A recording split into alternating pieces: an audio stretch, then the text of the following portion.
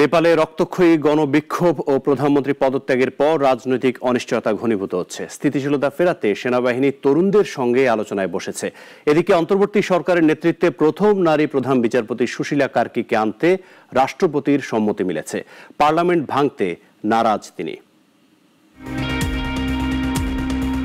নেপালে সহিংস গণবিক্ষোভের জেরে প্রধানমন্ত্রী পদত্যাগের পর নতুন করে শুরু হয়েছে অন্তর্বর্তীকালীন সরকারের নেতৃত্ব নিয়ে আলোচনা। স্থিতিশীলতা ফেরাতে সেনাবাহিনী দফায় দফায় বৈঠক করছে তরুণদের সঙ্গে। আন্দোলনকারীরা সংসদ ভেঙে দিয়ে দেশের প্রথম নারী প্রধান বিচারপতি সুশীলা কার্কিকে প্রধানমন্ত্রী করার দাবি তুলেছেন। রাতভর আলোচনার পর রাষ্ট্রপতি রামচন্দ্র পৌডেলও নীতিগতভাবে এ প্রস্তাবের সম্মতি দিয়েছেন। তবে পার্লামেন্ট ভেঙে দেওয়ার বিষয়ে অনীহা প্রকাশ করেছেন তিনি। আশঙ্কা তাতে সাংবিধানিক সংকট তৈরি হতে পারে, তাই বিকল্প পথে কার্কিকে অন্তর্বর্তী প্রধানমন্ত্রী করার চেষ্টা চলছে। বৃহস্পতিবার রাতভর শীতল নিবাসে আলোচনায় বসেন রাষ্ট্রপতি, সেনাপ্রধান অশোকরাজ সিংডেল, সংবিধান বিশেষজ্ঞ ও কার্কি নিজে। রাত 10টা থেকে ভোর 3:30 পর্যন্ত চলা বৈঠকে সমাধান খোঁজা হলেও চূড়ান্ত সিদ্ধান্ত হয়নি। আজ আবারও আলোচনা হওয়ার কথা।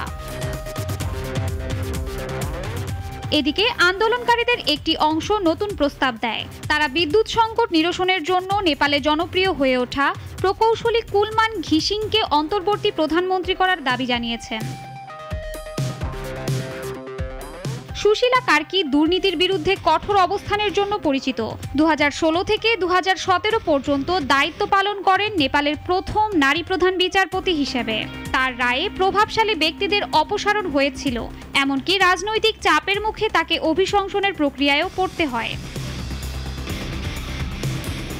কৃষক পরিবারের সন্তান কার্কি পড়াশোনা করেছেন ভারতের বেনারস হিন্দু বিশ্ববিদ্যালয় ও নেপালের ত্রিভুবন বিশ্ববিদ্যালয়ে।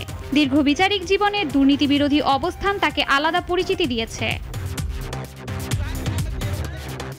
শুক্রবারই তাকে অন্তর্বর্তী প্রধানমন্ত্রী হিসেবে দায়িত্ব দেওয়ার সম্ভাবনা উড়িয়ে দিচ্ছে না নেপালি সংবাদ মাধ্যম। আর সেনাবাহিনী বলছে, দেশের সার্বভৌমত্ব ও জনগণের স্বাধীনতা অক্ষুণ্ণ রাখতে তারা বদ্ধপরিকর। শাশ্বতী সরকার, নাগরিক।